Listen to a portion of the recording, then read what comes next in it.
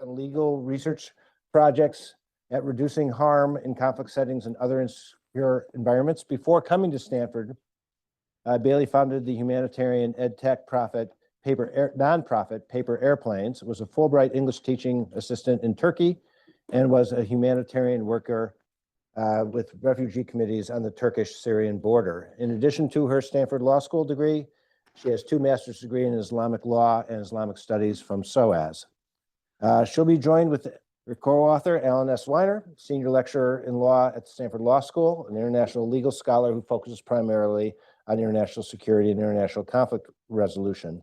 Alan's director of the Stanford Program in International and Comparative Law, the Stanford Humanitarian Program, and the Stanford Center for International Conflict and Negotiation, and is deeply involved here with us at CSAC. Alan also is a graduate of the Stanford Law School and worked for many years as an international lawyer in the U.S. Department of State. After they speak, they'll be joined briefly by Jamon van der Heck, the Associate Professor of Geography at Oregon State University, who directs their Conflict Ecology Lab. And Corey Scher, a doctoral candidate at the City University, New York Graduate School and Department of Earth and Environmental Sciences, have been helping with this project, and they'll be joining us on Zoom and speaking briefly on the technical aspects of how they did this particular piece of research. So, Alan, Bailey, welcome. Join me in welcoming them. So it's a pleasure to be here presenting at CSAC, which I consider to be my home away from home from the law school here at Stanford, a relationship that's been very special to me since I joined the Stanford faculty, more years ago than I would like to admit. So I'll just kick things off, and then, as is true with the basic mode of operation on our team, I'll do some superficial things, and then I'll let Bailey do the real work. So the war in Gaza between Israel and Hamas has been one that, as you know, has, of course, attracted lots of attention among international commentators, and that includes international lawyers. And there have been widespread allegations, of course, that Israel has violated the laws of armed conflict, what American lawyers call the laws of armed conflict, LOAC, or what international lawyers tend to call international humanitarian law, IHL. Indeed, Israeli leaders, the prime minister and the former minister of defense, along with now late Hamas leaders, have been indicted for violations of international humanitarian law by the International Criminal Court. And there are also allegations that Israel is engaged in genocide, which are being litigated before the International Court of Justice in a case initiated by South Africa. Now, most of the allegations involving alleged illegality have focused on violations related to the conduct of war. So international humanitarian law, or IHL, is divided into 2 basic branches. One is the law governing the legality of when states may have recourse to force. This is known as jus ad bellum, because we're insecure in law and we still rely on Latin a lot to try to make us sound educated. And so the law governing when states may use force in their international relations is the body of law known as jus ad bellum. The other body of law is the law that regulates how the war may be fought, the means and methods of warfare. This is the so-called jus in bello. And the jus in bello applies equally to both sides without regard to the legality of the recourse to force among international lawyers. Now, setting aside the complexity of a number of questions that arise depending on whether a particular conflict is what is known as an international armed conflict between 2 states, or a non-international armed conflict between a state on the one hand and a non-state armed group on the other side, I think we can generally say that the laws of jus in bello, the laws regulating the conduct of warfare, apply equally to both sides once the conflict has erupted.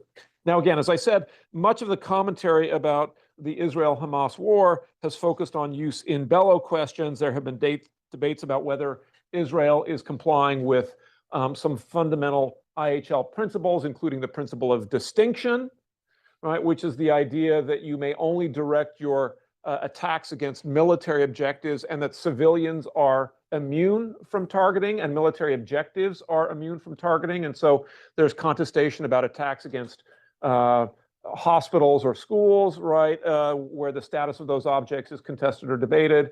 There are questions about the application of the principle of use in bello proportionality, right? Even when you're directing your attacks against a military objective, if you foresee that there will be unintended civilian harm, the proportionality test requires you to balance the military advantage of the attack against the foreseeable civilian harm, and not to carry out the attack if the civilian harm will exceed, if the military advantage does not outweigh the civilian harm. There's also the principle of precaution, which requires states to take measures to ensure that they will try to direct their attacks in a way that tries to avoid or minimize civilian harm. There are also questions as an international humanitarian law matter about Israel's compliance with rules requiring access for humanitarian actors and humanitarian aid. This has been one of the bases upon which, in fact, Israeli leadership has been indicted.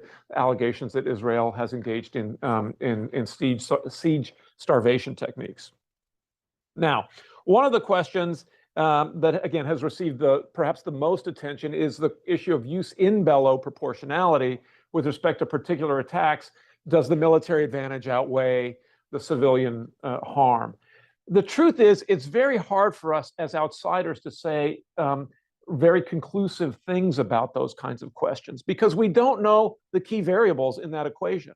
We don't often know what was the military object that the Israelis were going for, what was the military advantage that they anticipated when they launched their attack, and what did they foresee, what did they reasonably foresee in advance would be the unintended civilian harm. You don't judge this after the fact, right? If there were unexpected civilians who were killed in a way that was not reasonably foreseeable, that would not necessarily create a violation of principles of proportionality. So those problems, I think, are quite difficult to assess. What we've focused on instead is something a little bit different, which is use ad bellum aspects of the war. And in particular, we're examining the question of use ad bellum proportionality. Again, as noted, use ad bellum is the law governing when states may have a recourse to war. Look, the basic rules here are quite simple. We don't need to spend a lot of time on this. Under international law, states are prohibited from using force in their interstate relations. They may use force only in self-defense if they have sustained an armed attack, or perhaps if there is a threat of an imminent armed attack. Or states may use force if that use of force has been authorized by the Security Council. That's not too controversial. And I think there's no doubt in our case that what Israel sustained on October 7th qualifies as an armed attack, triggering the right of self-defense. If people are interested, there are complexities that we can discuss about whether the right to use force against non-state armed groups exists, whether Palestine qualifies as a state, what the implications are of the fact that Gaza is arguably occupied territory. These all have potential implications, although our bottom line judgment is they do not affect the basic conclusion that Israel has the right to use force in self-defense under Article 51 of the UN Charter. But in addition to these basic limitations, there are a couple of other key principles derived from customary international law that are part of the use ad bellum formula. One is the notion that the use of force must be necessary. There's a test of necessity. This means that basically you have to exhausted diplomatic means before you resort to force. This test doesn't do much work in a post-charter era. It comes from a time when states could use force to prosecute their legal rights, quite apart from exercising self-defense. I think once you've sustained an armed attack, it seems quite clear that peaceful options for resolving the dispute are off the table. So the necessity test doesn't do much work. The proportionality test, I think, is important. And this is what we're going to be talking about today. This focuses not on individual attacks, the balance of the military advantage of a particular attack against the anticipated civilian harm, but the overall scope of the conflict in light of its justification. And that, I think, is what Bailey is going to help us understand. Awesome. Thanks, Alan. So I'm going to stand up because I do better when I'm standing. So sorry, Alan. Here's kind of the roadmap of what we're going to look through. So Alan just walked through Israel's right of self-defense following the October 7th attacks. I'm going to walk us through the basis of our legal analysis, which is relying on this principle Alan just kind of summarized very briefly, the jus ad bellum proportionality principle. I'm going to walk through the purpose and the formulation that we use. I'm going to talk through factors that we identified, states, international courts, and legal scholars as having used when they assess proportionality. And then I'm going to talk through two trickier areas of jus ad bellum proportionality that we kind of worked through. Then we'll apply jus ad bellum proportionality to Israel's use of force in Gaza against Hamas. Oh, wrong way here. Yeah. I don't know what I just did there. Okay.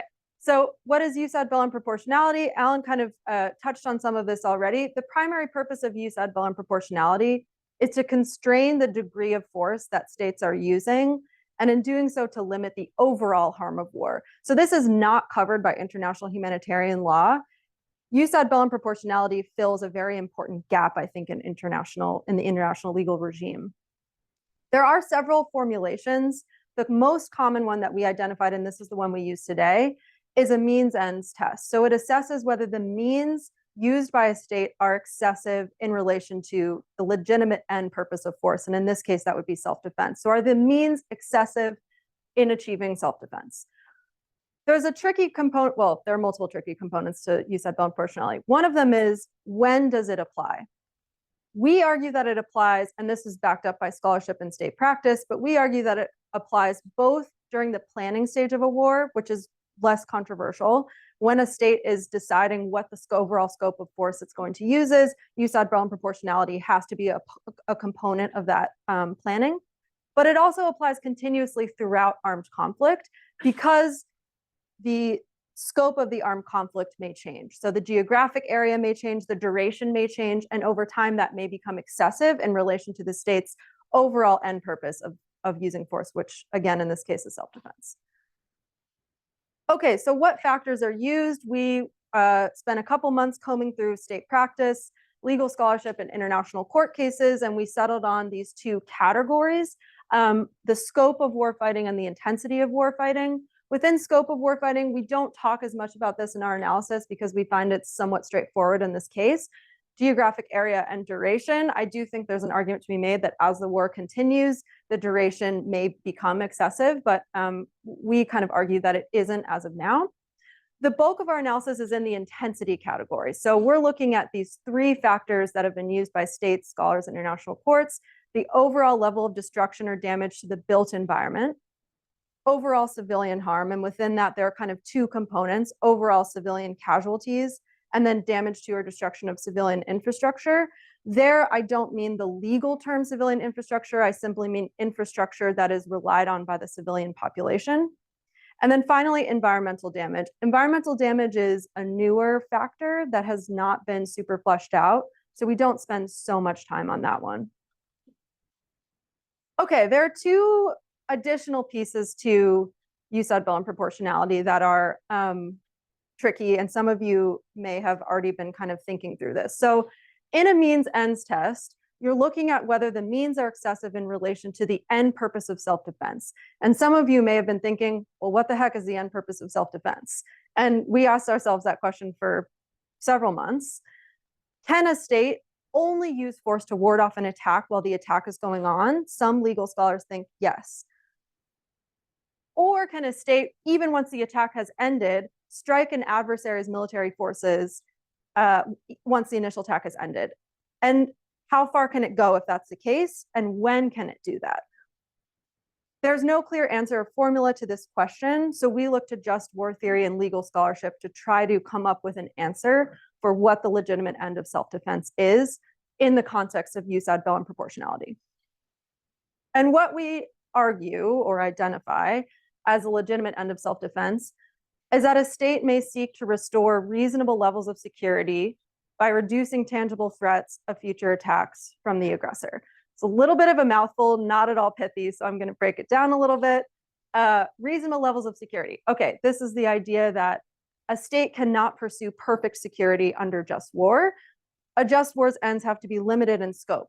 So we argue this translates to a state can seek to restore reasonable levels of security, but it can't seek to restore perfect security. It can't try to eliminate every possible threat to its security using force and self-defense.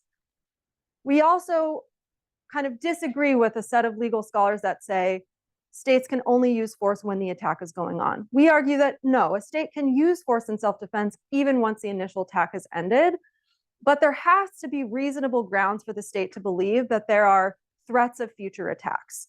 So we use the word tangible here to kind of get at this idea.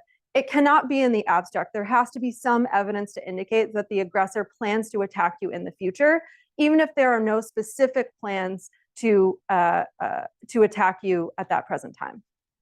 Okay, so how does this fit into use ad bellum proportionality? Recall, it's a means-ends analysis, so you're looking at whether the means that a state pursues are excessive in relation to restoring reasonable levels of security by reducing tangible threats of future attacks from, in this case, it would be Hamas.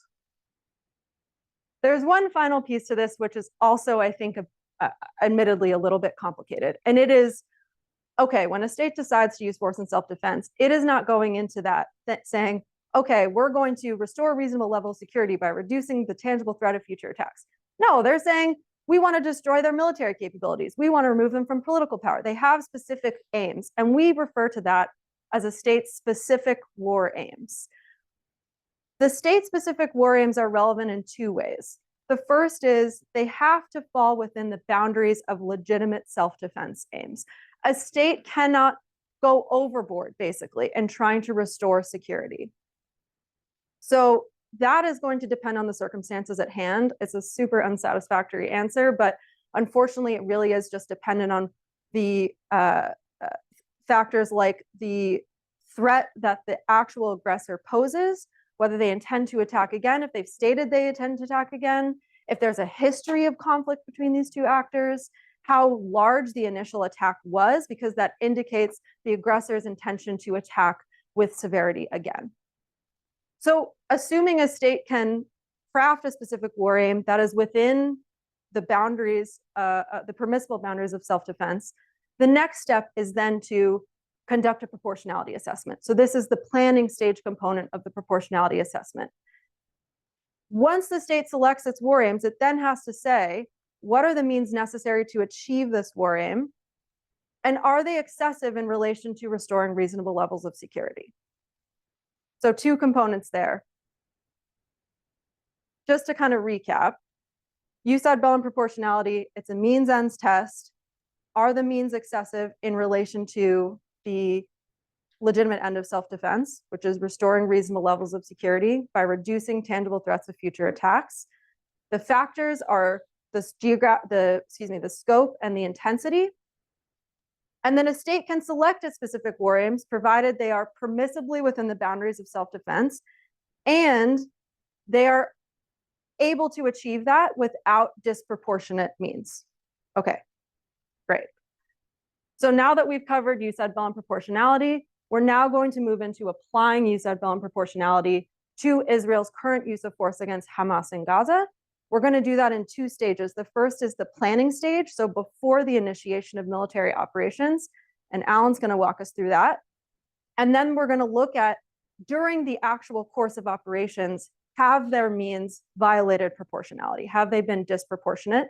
We're going to focus on the intensity factors, and to do that, we're going to rely on satellite radar imagery analysis, which we've brought in geographers to help us with.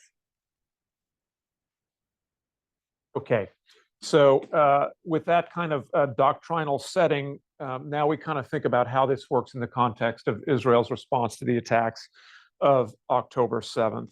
So again, the first question is, were Israel's declared war aims permissible under the understanding that we have of what legitimate war aims are in the context of self-defense?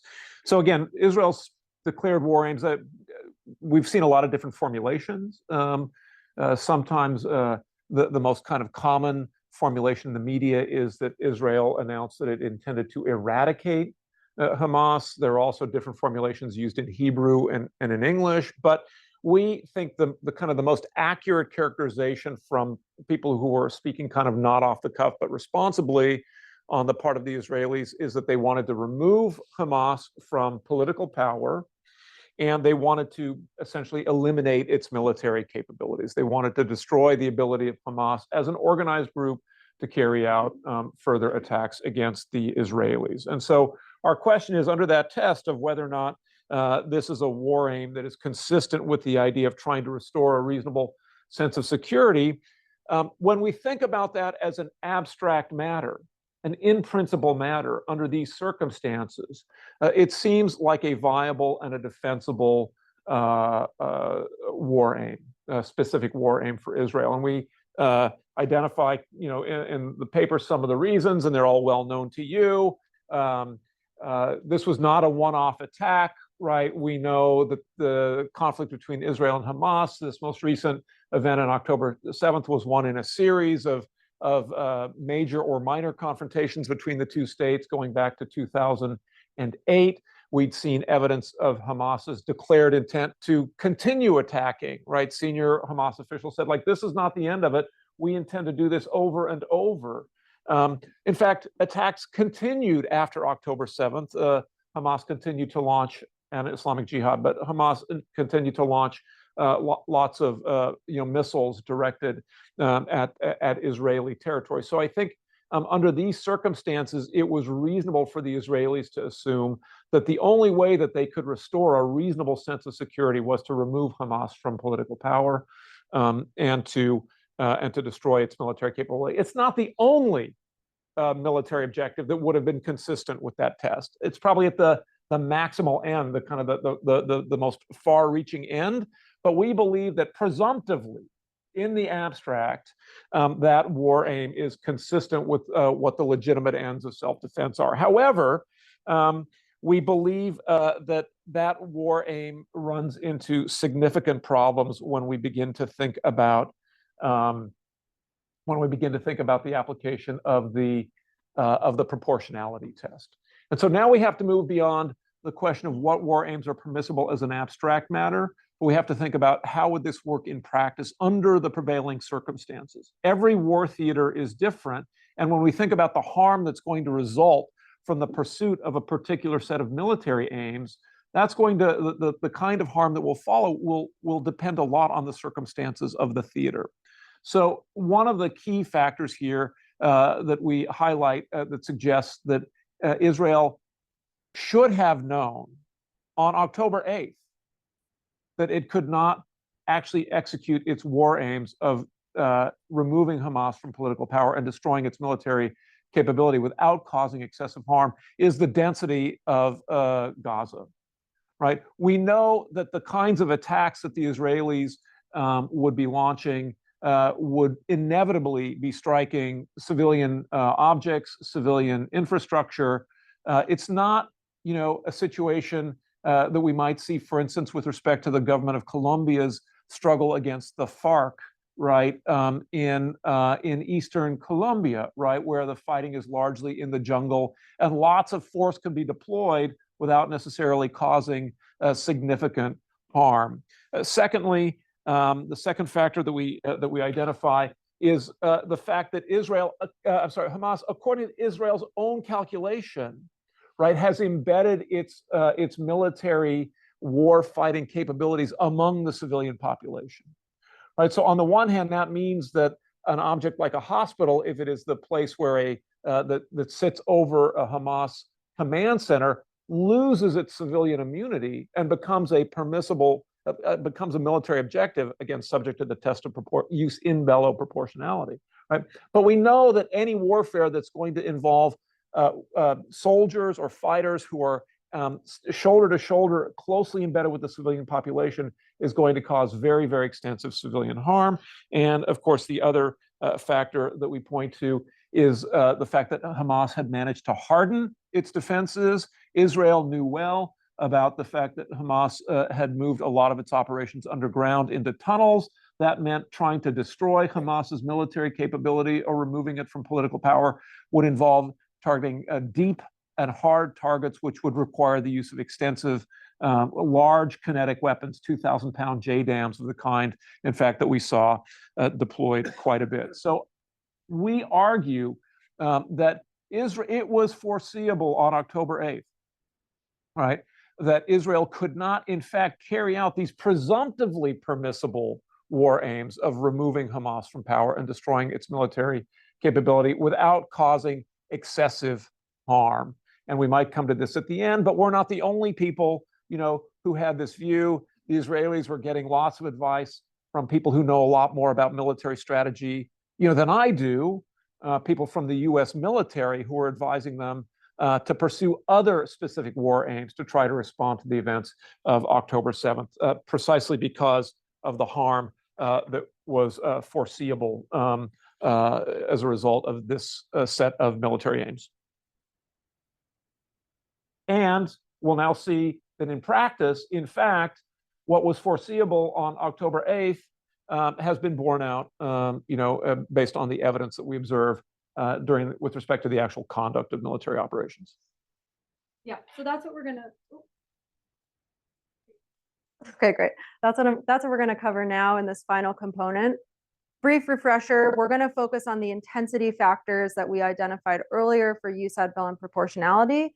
Those 3 factors are damage to or destruction of the built environment, damage to or destruction of civilian infrastructure. Again, not the legal term. We're not using that as a term of art. It's just a reference point for infrastructure relied on by the civilian population, as well as overall civilian casualties. And then finally, the 3rd factor, environmental harm. To do this, we relied heavily on our partners, geographers Jamon, Hoek, and Scher, who have been doing some really cutting edge work with satellite radar imagery analysis.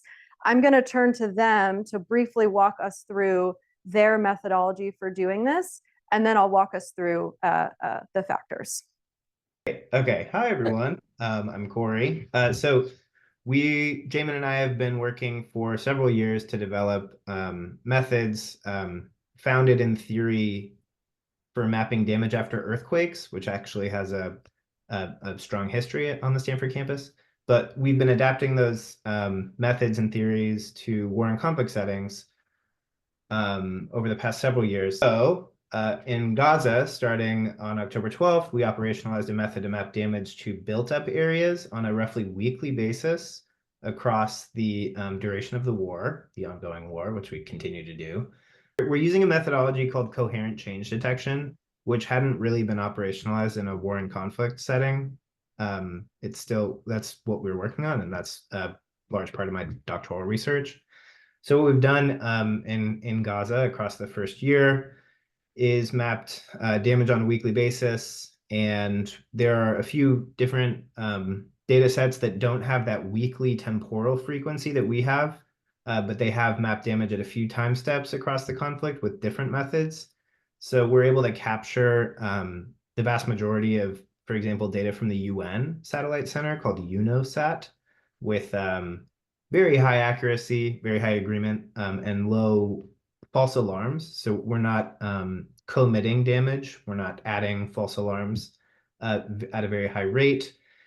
The UN maps damage with individual analysts looking at intelligence grade, very high resolution optical imagery. So to be able to capture all of that, most of that automatically with little commission of error or omission is something we feel like we're capturing the pace and extent of damage across Gaza quite well. And then the one caveat is that from satellite imagery, whatever type you might be using, it's very difficult to predict the severity of damage, so light, medium, or severe, beyond distinguishing between full collapse or something less than full collapse of a building. So that's it on the methods. I'll pass it to Jamon for the results, and we'll keep going. Thanks, Corey. So you can see there's a lot happening on this slide, but the key takeaway is that we've mapped extensive damage across the Gaza Strip. That first bullet point there points to almost 60% of all buildings across Gaza having been damaged or destroyed as of our last assessment, which was October 31st. This is actually a conservative estimate compared to other estimates that are out there. These go as high from reputable sources as 66%. So that's not bad though, actually. That level of agreement, plus or minus 3% from a 63% median is pretty good. We know that most of the damage from on-the-ground reporting was concentrated very early on in the north of Gaza Strip, and we certainly track that change, as you can see in the map here, the animated map on the left. That large clustering of damage, it's basically contiguous, right? It spans the breadth of this large urban area in North Gaza and Gaza governorates. That happened really, really quickly, extremely fast in the first 3 weeks of the war. That part of the map fills up, and then you see this sort of filling in southern Gaza and Rafah, and in central and Deir al-Balah and Khan Yunis. You see this filling up at later dates. But there's been steady progress in terms of damage, a steady accumulation of damage throughout the Gaza Strip over certainly the first year of the war, and we're still seeing new damage register. What I always find striking looking at this animation on the left is that we're not including any cartography there. There's no boundaries, there's no outlines. It's basically a blank slate upon which we're projecting this map of this video of damage. And yet you can see that the boundaries of the Gaza Strip are basically delineated by the extent of the damage. That's how severe it is. That's how great it is across the Gaza Strip. And indeed, the animation, you see just how quickly the first few frames were basically fill up most of northern Gaza really, really quickly. On the right-hand side, figure 2, this is basically the last snapshot we have as of October 31st. So again, there's that North Gaza and Gaza, that broad cluster you're seeing on the video as well. And then wherever we see red there, those are just urban areas. Those are, just as a reminder, these are just buildings. These are structures. We're not looking at farmland here. We're not looking at, say, plantations or greenhouses. We have separate work on that. But in this case, wherever you see a red colored pixel, that's indicative of a structure or a building or a collection thereof that has likely been damaged or destroyed by the end of our assessment, October 31st. Thanks, I'll pitch it back. Great, thanks, Jamon and Corey. So they kind of indicated a little bit they indicated a lot the speed and the extent of the damage to the built environment in Gaza. You can see figure 3, which shows a time lapse that Jamon was referring to earlier, as well as a breakdown of the percent of damage within each governorate within Gaza. I just want to highlight, when we say it's extensive, it's difficult in the abstract to think, well, what is actually extensive? And we tried to look at other conflicts to get a sense of what does damage look like there, particularly for conflicts that have been highlighted as also being very, having damage that's quite extensive. One of the conflicts we looked at was Ukraine, and I just kind of pulled out this example here in Mariupol, which was well known of having heavy fighting over control of the city between March and May of 2022. 32% of all buildings were damaged there. And then you can see the contrast in Gaza. Of course, you can't directly compare because the USAID Bellum Proportionality test is not a mathematical assessment, but it is interesting to kind of get a picture of what the extent of damage in other conflicts looks like. So here in Gaza, we have 70% of buildings in the Gaza governorate and 66% of buildings in the North Gaza governorate were damaged in the first 2.5 months of the war. And this was during Israel's operations in the northern area at the time. So factor 2, we actually don't look at civilian casualties in Gaza because we were not able to find reliable data sources for this. So we disregarded that component of overall civilian harm, and we looked entirely at damage and destruction to civilian infrastructure. Like Jamon and Corey were kind of saying during their coverage, the damage to civilian infrastructure is similarly extensive, and it happened quite quickly. So in North Gaza, just in the first 6 weeks of the war, Jamon and Corey and a group of their team found that 88% of all health facilities and 70% of all water facilities were damaged in the North Gaza Governorate, again, where Israel's operations were focused at the time. This damage continued as the war spread throughout the rest of the Gaza Strip. So 84% of health facilities and 57% of water and sanitation facilities by March 2024 were damaged or destroyed across the entire Gaza Strip. And then that number jumps again by the end of July of this year. We're at 94% of all health facilities and 84% of all water and sanitation facilities damaged across all of Gaza. For comparison points, in Ukraine, 10% of all health facilities were damaged after 1 year of war. And in Syria, in Aleppo, after the first 3 years of war, researchers at the World Bank found 60% of all health facilities and 60% of water and sanitation facilities were damaged or destroyed. Again, USAID Bellum is not a mathematical comparison, but it is useful to look at what the flow of conflict in other destructive conflict settings has looked like. And these numbers are, I think, are quite, contrast pretty heavily to the type of damage we're seeing in Gaza. One other thing I'll mention is, it's probably impossible to avoid all civilian infrastructure sites during war. War is inherently destructive. But Jamon and Corey and their team identified data patterns when they were looking at damage to civilian infrastructure sites that actually indicated damage clustered around civilian infrastructure rather than randomly distributed throughout the Gaza Strip. And finally, the third factor, environmental harm. Again, I mentioned that this factor is not as fleshed out as the other two. It hasn't been used as much in state practice and scholarship, but we did look at a couple different aspects of environmental damage. We looked at damage to permanent cropland. The UN Satellite Center that Corey was mentioning earlier found that 68% of all permanent cropland has been damaged across Gaza. Again, this compares to 10% of all permanent cropland being damaged in Ukraine using the same methodology, satellite imagery analysis. 42% of greenhouses have been damaged and nearly 1 million olive trees have been uprooted. I think that these numbers are interesting to me in part because they limit Gazan civilians' ability to grow food. And this is not necessarily a component of USAID Bellum proportionality, but I think it's just important to highlight that. Okay, so to summarize our analysis, 1, Israel has a right of self-defense following the October 7th attacks against Hamas.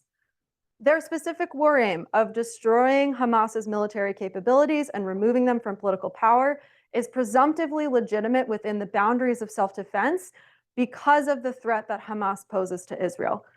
But it was reasonably foreseeable that the means necessary to achieve that war aim in the context of Gaza was going to cause extensive and excessive damage and harm, and therefore violated USAID Bellum proportionality when Israel decided to pursue this war aim. And then we've seen this borne out during the course of hostilities. The intensity of Israel's operations has caused extensive damage to the built environment and to civilian infrastructure, and it is ultimately excessive in relation to the legitimate end of self-defense. It's excessive in relation to the restoring a reasonable level of security and reducing the threat of future attacks from Hamas. Thank you very much. I've already got some people on the list, including myself, but the practice on Tuesdays is to have fellows ask the first questions. So we could have 5. And we'll turn, I'll put you on the queue because you're technically no longer a fellow. You are a teacher here, right? I'm both. Put you third, and then I'll turn back up to her. Okay. And Patrick's Rose? Patrick's one of the ones I don't want to hear from. I think it was just promoted. Or demoted, I'm not sure. Something happened. We'll have you third. Rose, and then who else wants to get on the queue? Hi, my name is Fahad. I'm a visiting scholar here at CSAC this year. Thank you so much for the presentation. My question is about this idea of what constitutes extensive damage, and you were showing us these like percentages, but then you were also comparing them to damage in Syria and Ukraine. So at what, like, is there a sort of a threshold at which we should think about what constitutes extensive, or should we think was the damage in Syria and Ukraine more compliant with use ad bellum? I mean, I'm just trying to sort of wonder if you could clarify that point. I'm afraid we can't really clarify it. And I think Bailey made the point that, when we're dealing with these kinds of comparisons, whether we're talking about use ad bellum proportionality, and we're thinking about in old just war theory days, the idea was like, oh, you're fighting a war for a good reason, but it's going to cause harm, right? So we were trying to engage in this kind of balance. Today, the good cause is defending yourself, restoring a reasonable sense of security. Comparing the benefits of the war to the harms, this is it's an apples and oranges kind of comparison. There's no formula. There's no formula we can use. The same is actually true with respect to the use in bello test when we compare, the military advantage of a particular attack to the civilian harm. So we're left with, in law, we often talk about different kinds of efforts to regulate either by rules or standards. Bright line rules are very precise. The speed limit is 65 miles an hour. If you go 66, you're in violation of the law. In other areas, we use open-ended standards, like you have to use a reasonable standard of care. And this is clearly an area where we're looking at a standard when we're kind of looking at ensuring that the harm is not extensive. Bailey and I were just talking about what work the other comparisons serve. Again, I don't think we would say arithmetically, well, the 32% level of destruction of buildings in Mariupol was okay, but at 38%. But what it clearly shows us is this is, kind of way at the extreme edge. So I don't know where the line is exactly, but it's quite clear that these operations have crossed it. And I think that's about the best that we can do. Again, the same thing you think about, like, oh, excessive use of force by a police officer. Well, what does that mean? Is it like 2 arms? We have to think about this in a kind of a comparative context. What's reasonable under the circumstances? Yeah. Patrick. All right, Patrick Hume, Stanton Fellow this year. So I love this. This is fantastic. Well, I have 2 questions. The first is a complete. You want to mention your law training? Yes, full disclosure, legal background. No, no. So I have a couple of quick questions. The first is actually a total softball. I'm just curious on this. Where does the necessary and proportional standard? Where does that actually come from? I'm trying to remember because Article 51, does it even say that? And so I'm just curious. I'm sure there's a very straightforward answer, and I was just trying to remember. More kind of in depth. So the theory, the whole thing makes sense to me. I was kind of wondering from a practical perspective, what's the difference between, so as you point out, there's been a lot of focus on use in bello proportionality. Would someone, taking a devil's advocate position, could someone say, well, yeah, you're totally right. Like this use ad bellum disproportionality is also going on. But at the end of the day, would it make any difference? So for example, if this actually went to, it is going to different international courts, is it basically going to be, yep, this is totally right. It's disproportionate under use ad bellum. But by the way, that, essentially it already was under use in bello. So what is there any practical value at it? I guess that's the question. Thank you.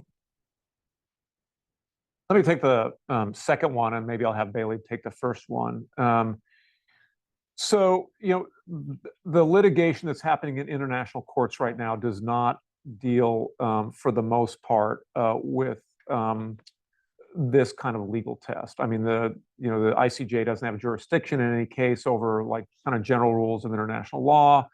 And I think violation of use ad bellum proportionality is not something that's within the scope of the jurisdiction of the ICC.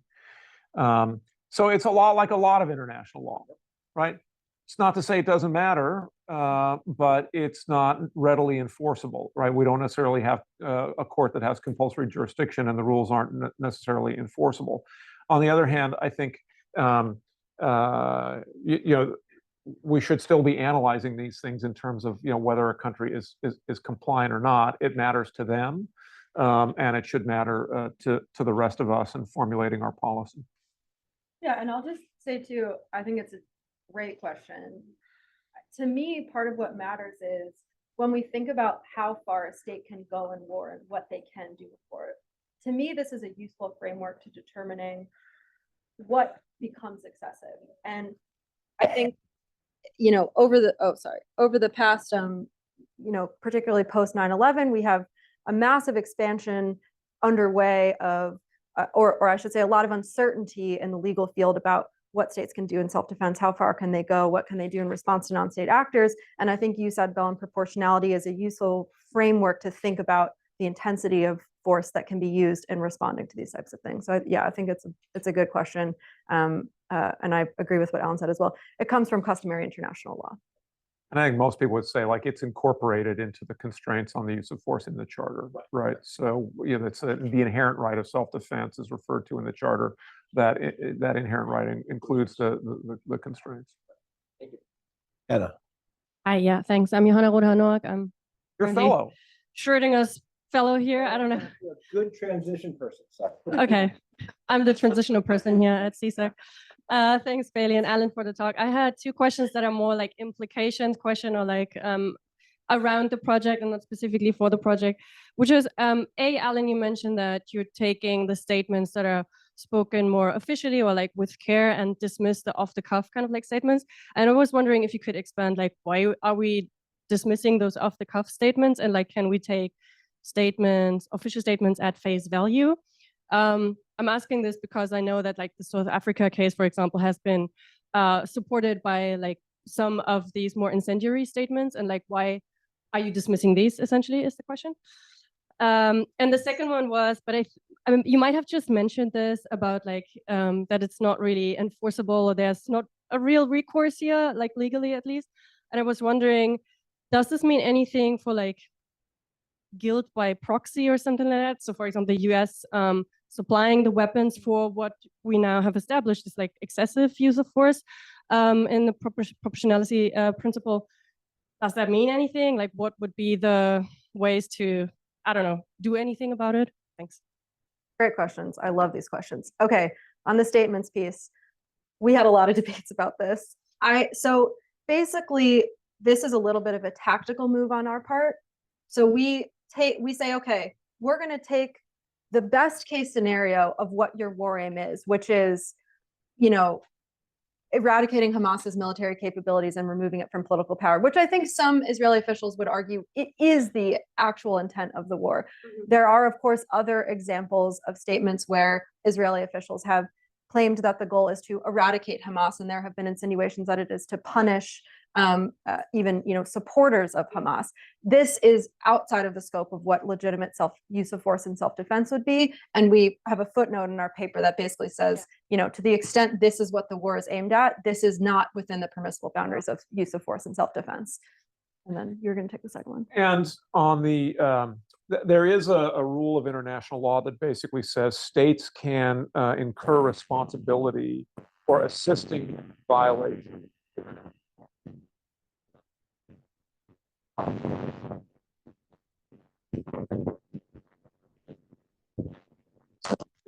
About what is required. The black letter law of Article 16 says that if a state provides assistance to another state knowing that it's going to be used to carry out a violation of international law, then the assisting state is itself responsible. I'll tell you, I worked on some issues when I was in the government when we were providing intel feeds to the Colombians and the Peruvians who were engaged in efforts to suppress drug trafficking. And then the Colombians started shooting down like civilian airplanes, right, which you're not allowed to do. And we were like kind of very anxious about whether or not that would actually, we would be responsible for that.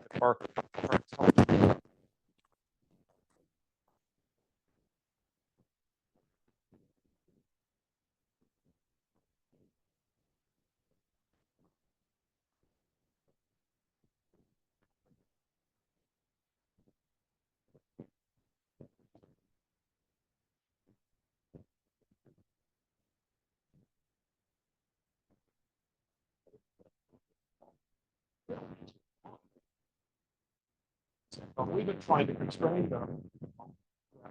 but I think this is really a legal factor that lawyers in the Pentagon and the State Department are talking about. And we just know that in this context, there are also powerful political considerations that affect the policymaking process.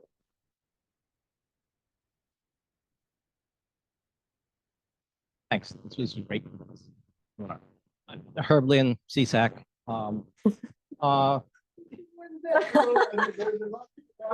idea who you are. Herb Lynn, CSAC. I do emerging technologies and national security. Okay, thanks. You said that, as I understand it, that Israel's war aim is presumptively legal here.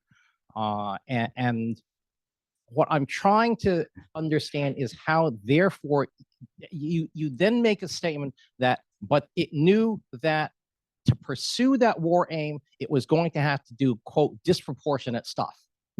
That's your claim. Yeah. In which case, I don't know what disproportionate refers to anymore. In other words, given that the war aim is legitimate, okay, and if it really does take a lot of force, I'm not going to say disproportionate, but if it takes a lot of force to do that, why isn't that presumptively legal also? What am I missing in this analysis? I mean, I think, Herb, we do this in our lives all the time, right? I have a right under a contract, right? But if I litigate it, it's going to, it's going to incur excessive costs, right? So I think this is the idea. If the Israelis had said, our war aim is to kill every person in Gaza, right? We would have said that is presumptively illegal, right? So we don't need to kind of get into a balancing. I mean, it's the kind of thing that comes up, I think about this a lot in part because of the work that Scott and I have done about the bombing of Hiroshima and like the war aim of unconditional surrender, right? Was that a legitimate, war aim or not? But even if it is a legitimate war aim, right? If you could not achieve it without causing excessive harm, legitimate means, again, in the abstract. And the proportionality test is a kind of an as applied, right? We look at then the actual factual circumstances. I think that's the basic difference that we're doing, right? So again, that war aim, if Israel had been attacked by Egypt and was going to engage in a tank war in the desert, right? Destroying Egypt's military capability and overthrowing even the regime is perhaps something that could have been done without causing that level of excessive harm. Again, that's when we look at the specific theater related features of density of population, the fact that the Hamas fighters are embedded with the population and all their targets are really hard. So I think what you just said is that the extensive damage that they would cause makes the war aim illegitimate. Yes. It makes it disproportionate. There are two. Those are different. No, there are two components. I think where the confusion is you're saying how can it be legal and illegal at the same time? Yeah. Okay, so there are two. We're saying you said Bellum proportionality is still a component of whether or not a war project is legal under international law. What we're saying is we're kind of doing like a turn. We're being a little cheeky here, but basically what we're saying is in the abstract, Israel's war aim is legitimate within self-defense. Given the factors, given the threat that Hamas poses, Israel can seek this far-reaching war aim to remove Hamas from political power and eradicate its military capabilities, but it still has to comply with proportionality. The means necessary to achieve that war aim in that theater cannot cause excessive damage and harm, and if they do, that war aim is not legal under international law. That's what we're saying. And there's a way in which the answer to this is a little bit of the same as the answer we had about, why are you not looking at the, flamboyant and reckless statements? And I think our whole project here is we're being extremely conservative and cautious about trying to kind of, in some ways, construe this case in the way that an Israeli audience would say, like, okay, that sounds right to us, right? That we're not really making claims that Israelis would say, like, well, that's you're misconstruing our position, or you're misunderstanding our point of view. So that's why we're trying to say, like, even if A is true, and even if B is true, and even if C is true, and we're conceding those for purposes of discussion, it is nevertheless the case that the proportionality test has been violated here. I'm Scott Sagan. I'm still the professor of political science and co-director here. I work on nuclear issues. To me, there are two moves that you could have made that I think would have been consistent, and I'm curious about why you didn't do that. One is that there was an argument right in the very beginning of the war, most prominently by General Yaglin in Foreign Affairs, saying that the war aim should be to reduce or eliminate the capability for Hamas to make an October 7th attack again. Yeah. Not to overthrow the regime, not to eliminate or eradicate, not to kill all Hamas fighters. Had the Israeli government set that as the goal, would that have solved the issue in your perspective? And then secondly, I think a lot of this shows the problem that it has about delinking use in bello proportionality from use ad bellum proportionality, because the Israelis could still have had the goal of eliminating Hamas or overthrowing the government, and have used soldiers not bombing, taken a lot of fatalities.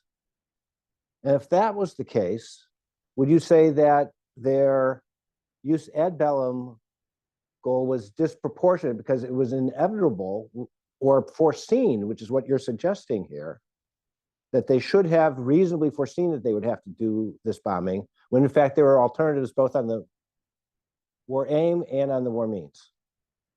And then Rose is next. Yeah, so I'll just say something really quick, and then I think Alan's going to walk through this. So I think this is kind of in line with what Alan was saying. We basically accepted at face value, even if we take the most expansive version of your war aim, which is, I think, destroying Hamas's military capabilities and removing it from political power. We kind of take that at face value. We don't necessarily get into, did Israel have these other options, and what would proportionality look like under these other options, because we want to look at the war as it stands now. However, yeah, we have this slide up, and we also kind of point at what you're saying, which is there were other legitimate options on the table.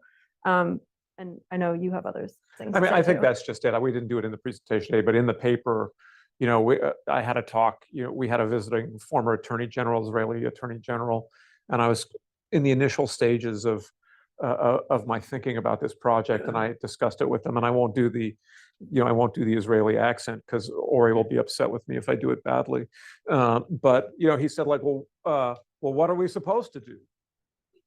Thank you. He said, listen, right? Listen, right? What are we supposed to do? And so we began thinking about this, and again, it's not just Bailey and I who think that there were other options. Again, this was the advice. Again, Yadlin. It was the advice they were getting from CENTCOM. Yep. Now, you raise an interesting question, Scott, that I don't really know the answer to. Could the Israelis have achieved, if the Israelis had said, we're going to go with our goal of eliminating Hamas from power and destroying its military capability, but we're not going to do it, with lots of airstrikes. We're going to do it on. I don't think they could have actually. I think that's why I believe probably it is foreseeable that if you actually seriously take this goal of destroying Hamas's military capability and removing them from power, you're going to have to use extensive air power. But again, now I'm in the realm of kind of military strategy. I think the number of troops that would have been required for Israel to do this with just a ground operation probably was beyond their capabilities. But that point should be made, because otherwise your argument would also suggest that overthrowing the Nazis and overthrowing the Japanese government would not have been fortunate because of the bombing that was done, when in fact, at least in the European theater, it was the ground operation, not the bombing, that overthrew the government in the end. So you could make an analogy to draw this out. Yep. Rose. Hi, I moved up here. Rose Gottemuller, William J. Perry Fellow here. Bailey, I was really interested in what you had to say about this aspect of extensive environmental harm being a kind of newer area. And so I'm not going to ask you to define extensive, but I wondered if there's any part of it or aspect of it that is related to longevity of damage. For example, you can rebuild greenhouses pretty quickly with some, aid and assistance. But what about unexploded ordnance that could last for decades, and we're still cleaning up unexploded ordnance from the Vietnam War? So is there an aspect of this that is related to longevity of damage or harm? Yeah, it's a great question. It is, I think, an under-theorized area right now.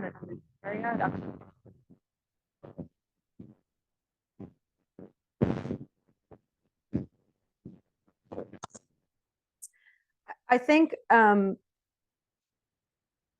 it will be interesting to see how states use it. I will say that both of us, although I won't speak for Alan, I hesitate to use it when we start to get into longevity or problems that take decades to solve, because that makes it harder to argue that it was foreseeable to the state that those would be damaging. We don't want to come up with so many factors of damage that make it impossible for states to exercise their use of force and self-defense rights. So I think part of the reason we focused on those kind of immediate damage things is those were foreseeable to a state that is using air power and other kind of ways to carry out its operations that Israel has done. I will say our co-authors have highlighted other environmental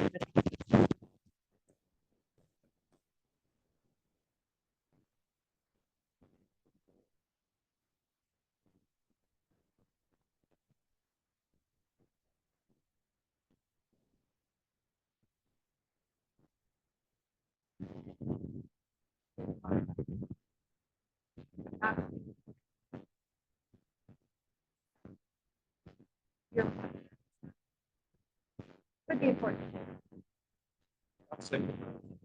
In Bellum here,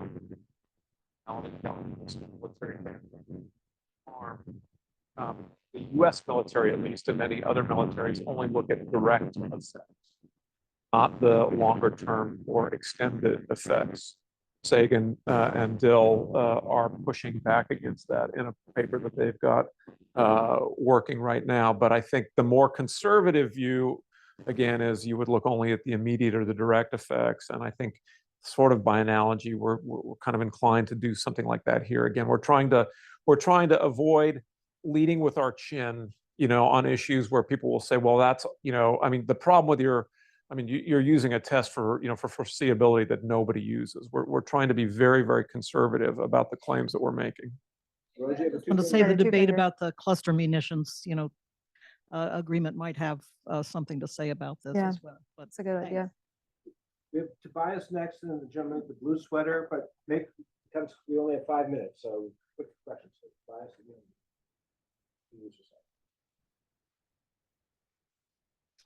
So quick is hard, but I'll try to do quick. Very quick. Okay.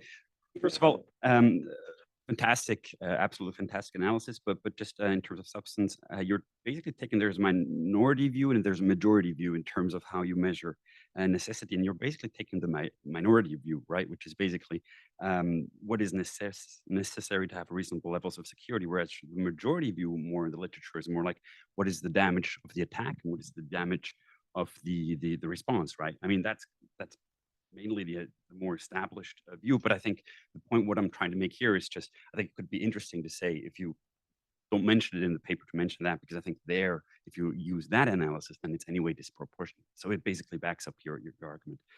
Another one, what I found interesting, and just, yeah.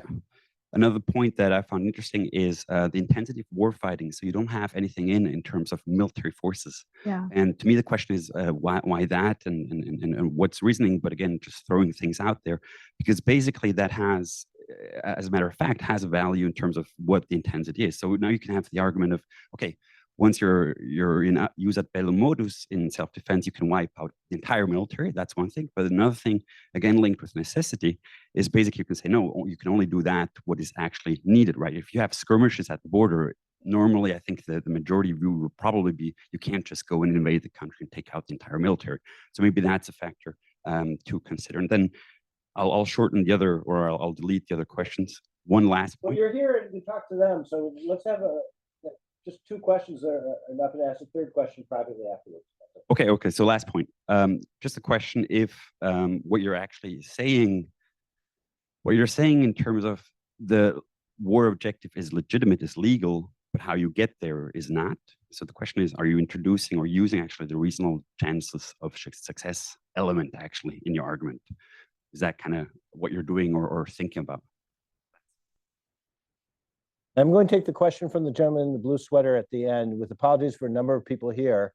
Can you stick around a little bit after we close the session to answer questions? And there are a whole bunch of people, lawyers, political scientists, citizens, with questions in the chat here. I'm just going to pass that on to you privately, and maybe you can respond. Hi, thanks so much. My name is Hamza. I'm a student with the Master's International Policy program downstairs.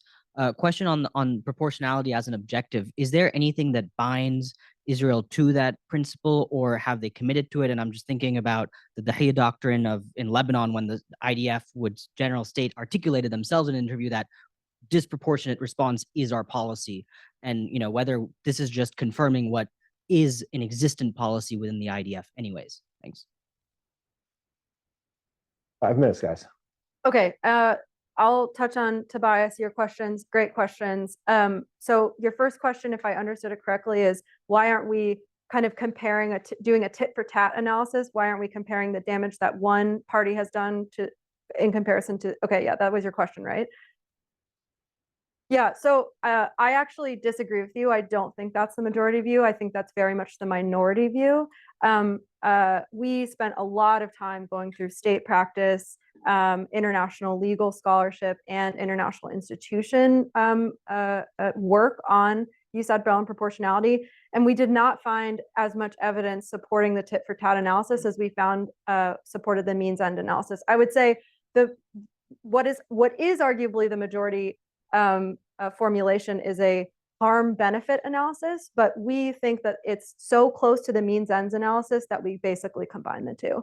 On the military destruction, great question.